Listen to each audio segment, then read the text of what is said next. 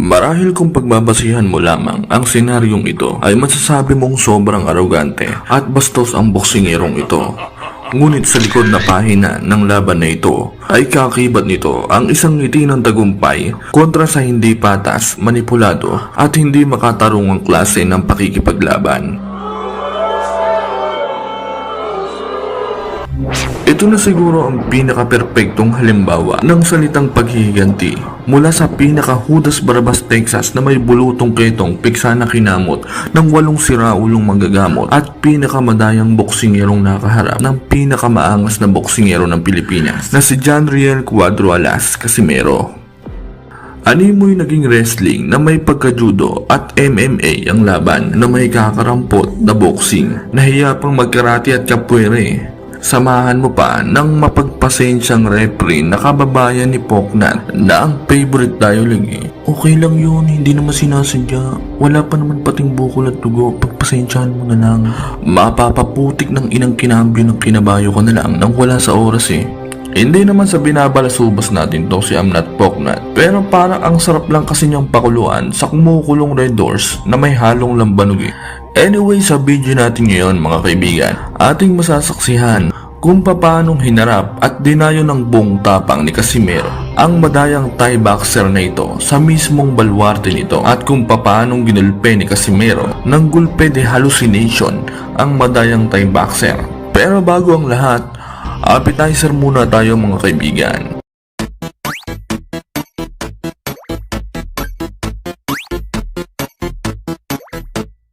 Mahalimuyak na araw ng Sabado, ika-27 ng Hunyo, taong 2015, ikinasahang unang pagtutuos ni John Riel Casimero at ni Amnat Poknat Ruenrong. Ginanap ang laban sa Hua Mark Indoor Stadium sa Bangkok, Thailand, na mismong balwarte ni Amnat Poknat. Paglalabanan nila, ang titulong hawak nitong si Poknat na IBF World Light Flyweight title.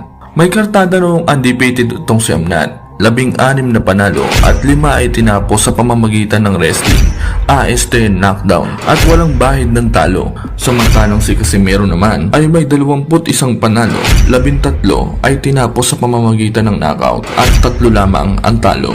Sa kanilang weigh-in naman, mahahalata mong may masamang balak talaga ang madayang Thai boxer dahil tamang poker face lang ito sa picture at animoy matinong tao na hindi gagawa ng mabuti at nakadilaw pa na short, tinerno pa sa buhok at ngipin. Buwisit na yan, isang dilawan na naman ang namataan. Pakisumbong nga to kay Atty. Gadon. Mga bobo! Mga bobo! Umpisa pa lamang ng laban ay mapapasabi ka na lang agad ng smell something fishy. Kung titignan kasi natin mga kaibigan, mukha kasing mag-ama itong si Amnat Poknat at itong referee. Pareho kasi ng hairstyle na parang inahit na burnek ng kalabaw. Pagpasok pa lang ng round 1, nakatama na ng solid si Casimero at halatang nahilo si Poknat kaya dumiskarte ito at ningod-ngod si Casimero sa sahig ng lona sa pamamagitan ng pagwasiwas na takedown. At sumimple pa ito ng panunuhod na kitang-kita naman sa kamera at ng referee. เป็นอดีตแชมป์โลก108 ปอนด์นะครับ IBF แล้วก็เป็นแชมป์โลกเฉพาะการด้วยครับ108 2 ครั้งเป็นการแพ้ที่แอฟริกาใต้แล้วก็แพ้ที่เม็กซิโก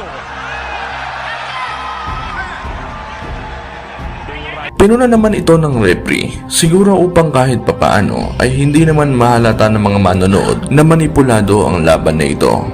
Samantala, tuloy pa rin itong si Poknat sa pagbalibag at pagwasiwas kay Casimero na kung tutusin ay kabawsan na dapat sa puntos nitong si Poknat dahil may warning na nga ito pero wala home court advantage itong si Bayag Miski nga ang simpleng pag-breakout sa pangyayakap nitong si Poknat ay hindi agad magawa nitong referee. Pagsapit naman ng round 2, nakascore ng knockdown itong si Amnat. Tamang abang kasi diskarte nito Tinamaan si Casimero ng right counter punch ni Poknat. Ngunit mahahalata mong baliwala lang ito sa makapal at makunat na mukha ni Casimero. Tinawanan lamang ito nito.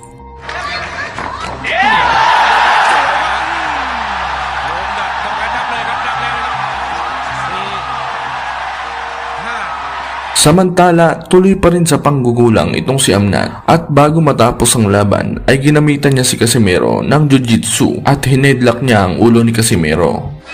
Casimero นี่ทำให้เราวันๆอยู่เหมือนกันว่าอาจจะมี Sa round 3 naman, nakatama ng solid na kanan nitong si Casimero at halatang nasaktan si Amnat kaya ginamitan niya ito ng malamay wader hugging technique at mahahalata mong tinatagalan talaga ng referee ang pag-breakout ng dalawa para makarecover ang anak niyang si Amnat. At sa kalagitnaan naman ng round na ito ay napabagsak naman ni Casimero si Poknat gamit ang counter left hook, ngunit katakatakang hindi ito binilangan. ต่างคนต่างศึกษากันอยู่นะครับนี่ดูโดนซ้ายเลยครับ Matindi talaga sa buhatan ng magtatay na to. Mapapainom ko na lang talaga ng tang pineapple juice nang wala sa oras. Tuloy-tuloy pa din naman sa panghe-headlock itong si Poknat, kaya di na nakapagpigil itong si Casimero at nakikipagsabayan na din ito sa panggugulang at binibisligan niya si Amnat sa hita habang siya ay naka-headlock. เซด้วยเซด้วย Pagsapit ng round 4 ay ginamitan na ni Amnat ng judo technique si Casimero at sabay sakal kay Casimero. Manggigigil ka na lang sa mga opisyal sa laban eh. Ni walang pakialam, lalo na tong referee na to, sarap kutusan eh.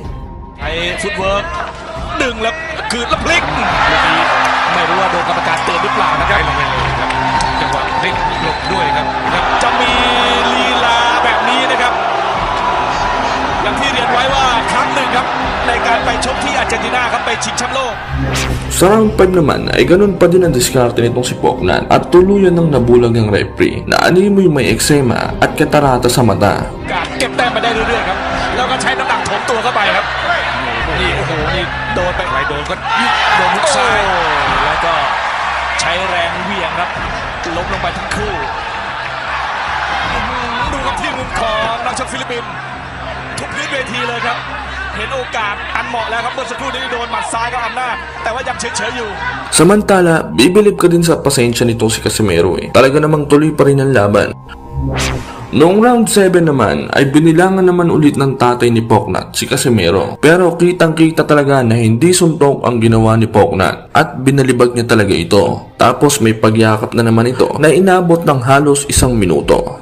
แล้วเขาชะงักแล้วเขาจะดึงให้เราเข้าหาบ้างขวานี่ครับซ้ายเวียงดูที่เวียงกรรมการนับครับแม่เขาโวยครับ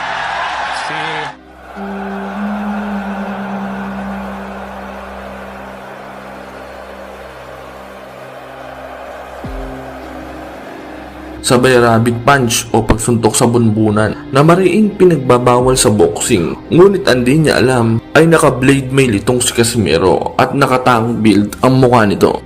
ชิดกันเลยทุกซ้ายผิดครับลูกอีกแล้วครับผิดโอ้ยระวังครับลูกแขนลูกยังพยายามจะเข้าไปอยู่โดนดักแล้วครับซ้ายแม่นเอ้าแล้วก็โถมเข้าไปครับ Sa round 8 naman, niresling na ni Poknat si Casimero, sabay paamoy ng singit na binalot sa mahiwagang bacon na brief ni Amnat. ล็อกแล้วต้องปล่อยจังหวะปล่อยโอ้ถ้าใจดีอย่างนี้เราชอบครับไม่แล้วปล่อยให้ต่อยครับเขาพยายามจะหาจุดร่วมเลยเข้าไปล้มลุกคลุกคลานแล้วครับมีโวยด้วยครับมีนี่ครับก่อกดดันเราพอสมควรวงในเอาละครับล็อกหาเขาเชื่อมรอให้กรรมการแยกดีกว่าครับอย่าต่อยต่ำกว่าเข็มขัดเข้าใส่เลยครับ Sa pagsapit naman ng round 11, nanggigigil na si Casimero. Ayaw kasing tumigil nitong si Poknat kaya binega na ito ng binega ni Casimero. Sabay habang nakayakap itong si Poknat ay gigil na rin itong gumaganti ng illegal punch. Siguro sa isip ni Casimero, daya ng gusto mo ito pagbibigyan kita. น่ากลัวเหมือนกันครับดูที่ว่าเราจะคุมให้อยู่ได้ไหมมาหงุดหงิดแล้วต่อยตามอีกต่อยตามโอ้ต่อยล่างนะครับโอ้ต่อยข้างล่างต่อยล่างครับสำหรับทีมงานของกาซิเมโร่ตอบนะครับตอบเหมือนเดิมนะครับตอบนะครับอาวุธไม่เท่าไหร่ครับแต่ว่าลีลาดู Natapos ang laban ng paulit-ulit lang ang ginagawa nitong si Amnat na pag-takedown, pati na rin ang pag-running technique naman ni Mayweather ang ginawa nito. Dahil alam niyang may 2 knockdown score na siya, kaya tamang ubos na lamang ito ng oras. Nanalo ito via unanimous decision at sa interview ng trainer ni Amnat ay makapal nitong sinabi na mas lumalabas na mas madaya at mas madumi daw lumaban itong si Casimero dahil nang bibislig daw ito sa hita ng kanyang pambato.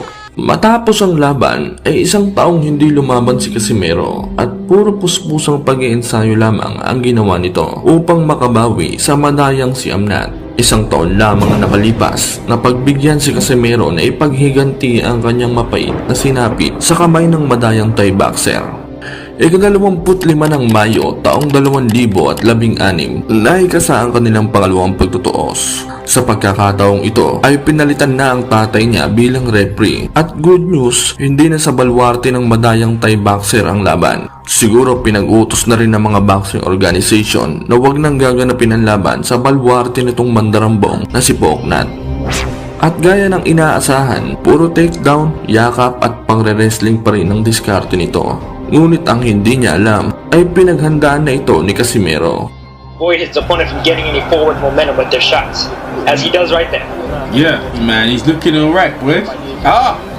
Kamara's, he's landing the right hand. Oh, here comes the wrestling. And he's down on the floor again. This is what we're talking about here, man. What it does, it brings your hands down so you can set up your headshots. So, and then you could just start bombing off. And now, time him. Look at it, there you go. He's trying to time him with that. And he throws him down to the ring, underneath the bottom of the ring. Pagsapit ng round 4, dito na nakabawi ang tinaguriang angas ng Pinas. Matapos nitong matamaan ng counterpunch si Poknat at pagkabangoy, sinundan agad ng isang matinding body shot na nagpatiklop sa madayang Thai boxer at hindi na ito nakarecover pang muli. We fights loose. Oh no! Oh! Big left hook from Casimero. And he caught him. And he looks hurt. Oh, he looks really hurt. And he's got up, surprisingly up and all four up. I can't believe it. That was a devastating. And you see as he dumped it. And managed to catch him. Here's the replay. Oh, look at that. And a traded hook. Counter left hook. I'm not supposed Trying to be hold on. And he won't be denied. And a good body shot. He's down again. to the body. Whoa! And the champion is down. Up out of his seat. And he don't look like he's gonna get up. Is he gonna get up? Now the fight's been waved up by Tony Reeks. And we have a new IBF flag. Casimero's landed flush on the chin. And Look at then this. finally the left hook to the body. Yeah. 1, 2, 3, perfectly placed.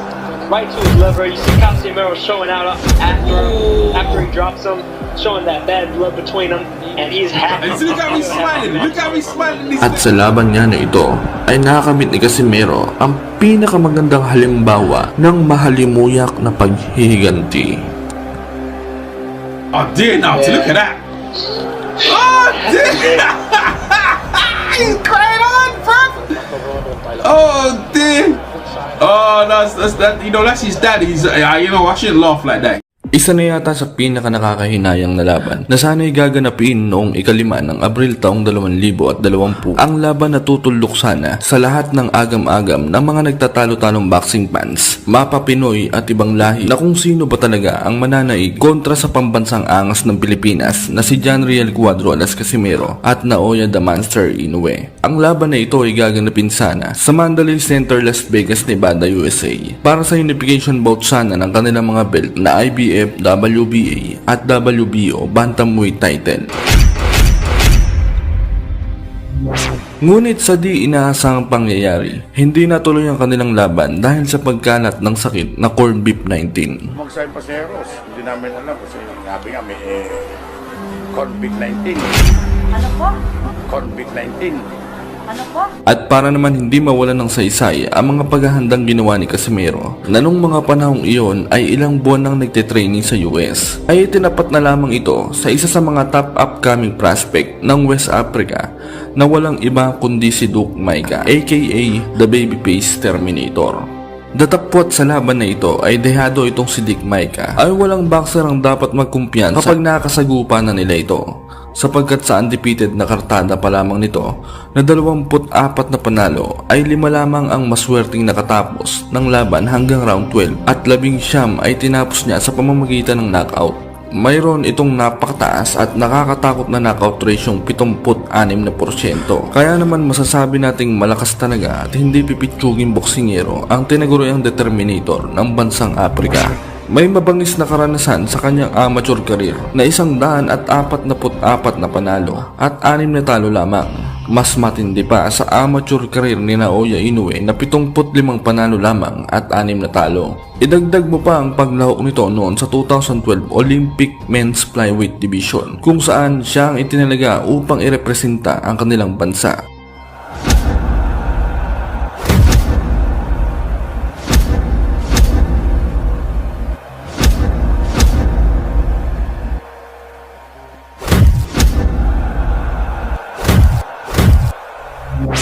Taong 2012, pumasok ito sa pro boxing sa edad na 22 anyos. Sa umpisa ng karera nitong si Dick Maika mga kaibigan, ay napaka-impresibong kartada agad ang kanyang naitala. 13 sunod-sunod na panalo kung saan lahat ng kanyang nakalaban ay tinapos niya sa pamamagitan ng knockout.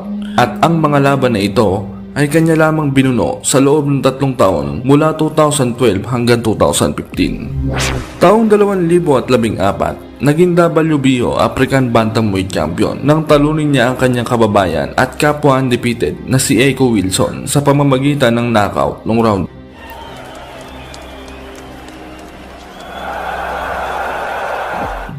Taong 2016, naging Commonwealth Bantamweight Champion nang talunin niya ang undefeated din na taga United Kingdom na si Macho Chanda via split decision. Kaya naman dahil sa kanyang mga impresibong karangalan, sumagi sa utak nito na mataas ang kanyang tsansa na maagaw ang titulo sa WBO Champion. I think I'm coming there to win.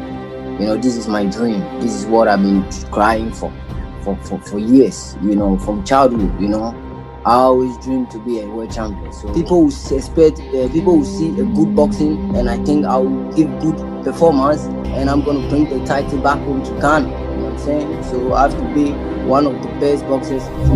Ngunit kahit undefeated, knockout artist at mukhang makunat ang pagmumukha nitong Aprikanong si Dick Maika, ayon mismo kay Cuadro Alas ay wala daw miski kapiranggot na kaba ang kanyang nadarama. Bagkus ay galit ang kanyang nadarama matapos ngang hindi matuloy ang minimithi niyang laban kontra kay Naoya the Monster Inoue. Kaya naman pinagbantaan ni Casimero si Doc Maika na humanda daw siya dahil siya lang naman ang makakasalo ng naipon niyang galit na ilalabas niya sana para sa hapon. Kawawa to si Doc Maika kasi siya yung mapagbibigyan ng galit ko sa binigay nila ni Bob Arum sa akin kasi ilang buwan ako dito sa Las Vegas. Sa kanilang weigh-in bago ang laban ay talaga namang mahahalata na matinding training ang paghandang ginawa ng kampo ni Dick Maika. Malabakal at bato-bato ang katawan nito. Kahit pagmumukha nito ay parang may abs, kaya siguradong makunat. Samantalang si Casimero naman ay tila tuyot, hupak na hupak at itinatago pa ang 100%. Sa mismong laban, unang round pa lang, naging maganda naman ang panimula nitong si Dick Maika, kung saan nakakapagpatama nga ito ng mga malilinis na suntok sa pagmumukha at katawan ni Casimero. Subalit ang problema nga lang mga kaibigan, sa atake nitong Aprikanong ito ay tila tamang mukbang ng si Casimero sa mga suntok nito at hindi ito tinatablahan.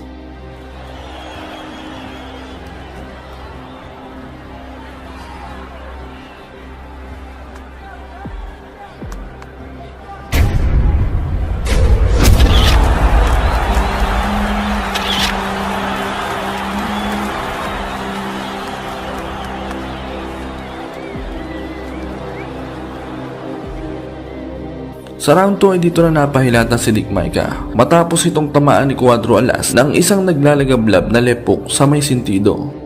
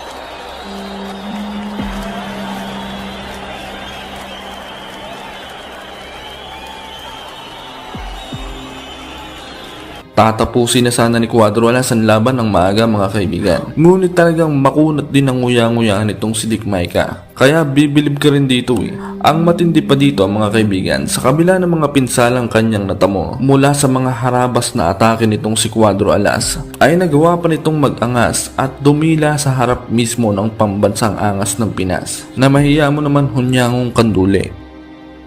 Pagsapit ng round 3 ay dito natuluyang winasak ni Janriel Casimero ang pagmumukha ni Dick Maika.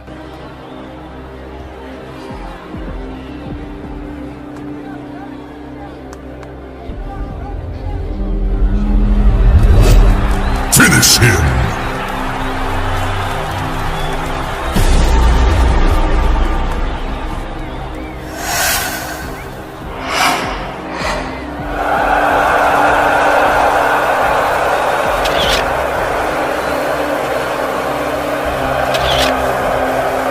Ano sa tingin nyo mga kaibigan? Kung sakali kaya natuloy ang laban ni Casimero at Inoue, sino kaya ang mananaig? Ang matigas na pangha at may one punch KO na si Casimero o ang mas mabilis at body punch ni Naoya? Comment down nyo na yan sa baba mga kaibigan. Maraming salamat, yun lamang po muna ulit sa ngayon at God bless. Buwan ng Abril taong 2019, naitala sa libro ng kasaysayan ng mga boksingerong Pinoy ang ika-4 na boksingerong nanalo ng 3 world titles sa 3 magkakaibang dibisyon na walang iba kundi si Janriel Cuadro Alas Casimero.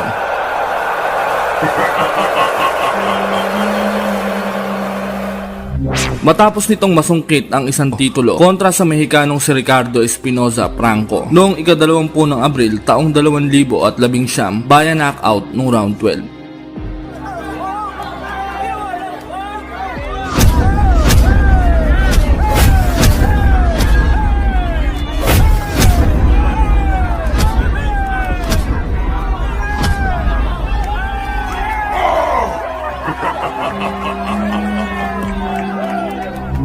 Isang 120 araw lamang ang nakalipas matapos ang laban niya na ito ay tinapat agad ito sa nooy WBC Pecumbak Super Bantamweight Champion at rank number 10 WBO contender na si Cesar Ramirez, isang Mexicano din na nung mga panahong iyon ay may kartadang 18 panalo at 3 talo lamang.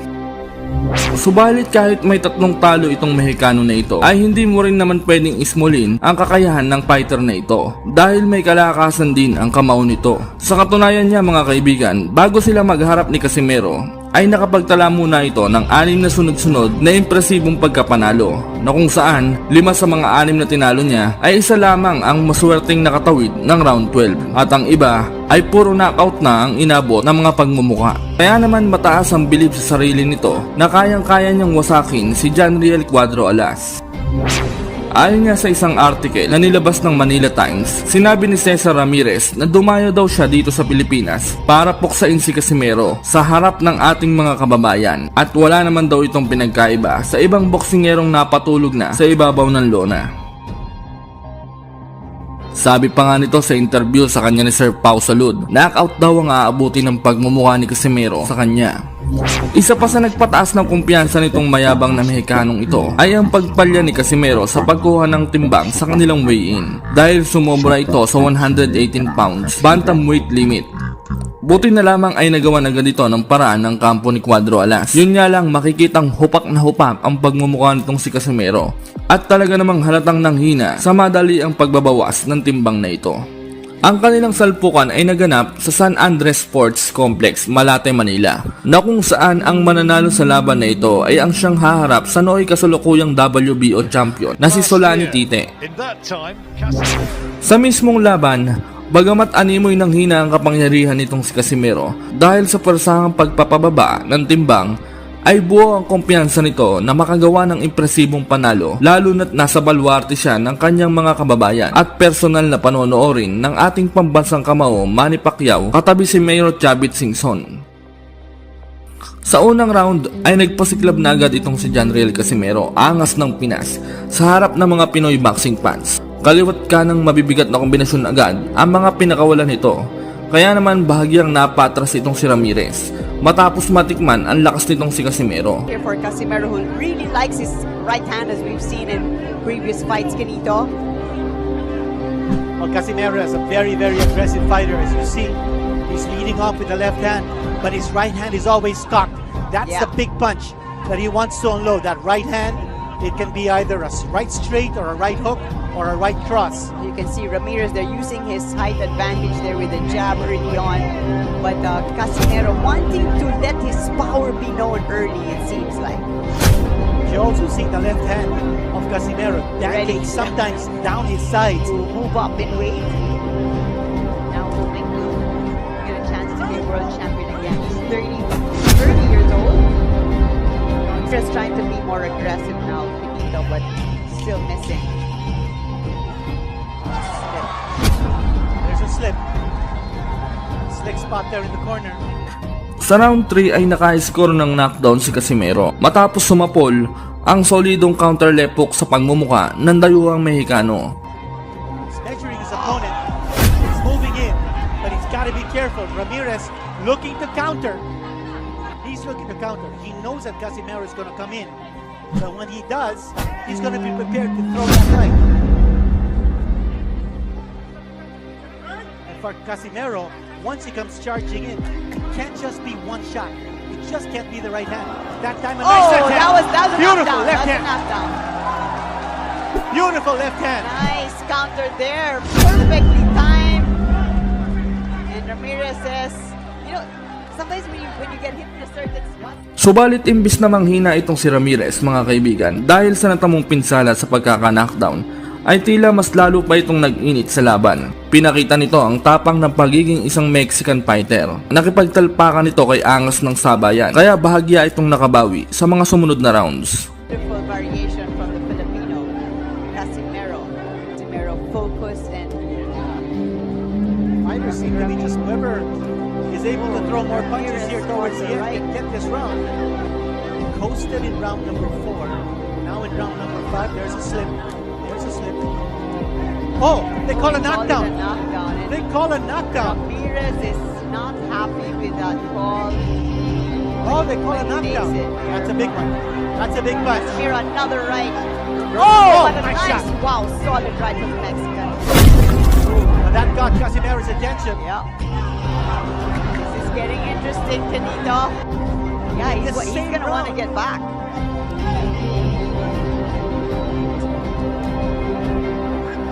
There he is throwing his left and right.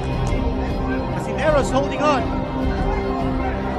Casimero's sights. That's where he wants Ramirez. Needs some distance. A nice shot to the body by Casimero that time.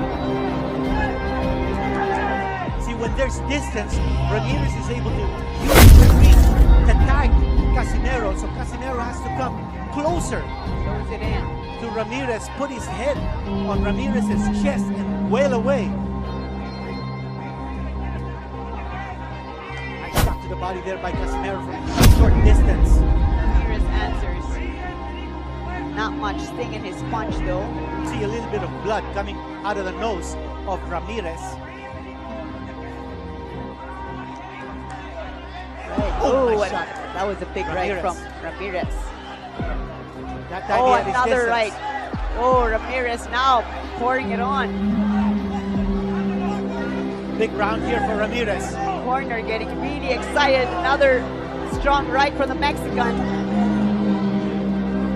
Pouring it on Kenita right here. Big round here for Ramirez. That time Casimero throwing the right hand. Crowd loving the action. This fight is not going to go to distance. No, Nice both. shot. Casimero. Pagsapit ng round 7, dito na nakabawi ang pambansang angas ng Pinas. Matapos mapansin ng kampo ni Casimero na tila ba nauubusan ng gasolina itong si Ramirez. Kaya naman wala ng sandaling inaksaya ang tinaguriang pambansang angas ng Pinas at agaran na pinulbos ang mayabang na Meksikano. Right, Kenito. Blood from the nose of the Mexican. Senator Manny Pacquiao, the man behind Mexican. He has to come up with something big. Exactly. He's now he's been down twice. He knows Oh! points. Wow! Here we go. That was a solid right from Casimero. And Ramirez holds on. Whoa! Both fighters are down. You also see that Ramirez is breathing from the mouth. He's having difficulty breathing because of the blood Oh, coming another out of his solid nose. right from Here we go. Casimero. And he's down. Oh. He's down. They're gonna call a knockdown. Wow. A solid Casimero flurry. went through the ropes there. There's Oh blood. man, this is all heart now for Yeah. the Mexican. Whoa! Another, oh boy! One more big punch. And he's really Oh. on shaky legs. Ramirez. Oh boy! Sa round 10 ay mas lalo pang tumindi ang parusa ni Casimero kay Ramirez. Sa pagkakataong ito ay bodega naman ang pinuntirya nito. Sa lakas ng mga patama ay makikitang napapangiwi itong si Ramirez sa sakit. Mexico versus Filipino duels. And what about this body attack now? Oh By boy! John Riel Casimero. He seems to want to finish the fight in this round. Can he do it? Ramirez seems to be folding up here. But he's fighting back. When he's taking those shots Oh, to the wow. midsection, he's of Cesar Ramirez. Again, a shot to the side of the body by John Riel Casimero Yes. on his body. There's your... Oh. Yeah, he's lost his just sting. going through the motions. Yeah. Clearly The sting is gone. winded. Cesar Ramirez. But he's still letting his hands go. Oh! Wobbly legs. He's ready to go. Oh, Casimero just itching to launch here. Looking for the opening. Ramirez has little left. But for Casimero, one shot to the midsection. That's what he's looking for. A shot to the side of the body. Finish him. But make no mistake about it. Oh, down! It's down! It's down! And I think it's out! It's over! That's it. Oh, what a We knew it was happening. beautiful ending to this fight! We knew it was going to happen. He had very little left. Oh! And flat on his back. Unbelievable ending. What a John Riel Casimero. What a fantastic show there from the Filipino.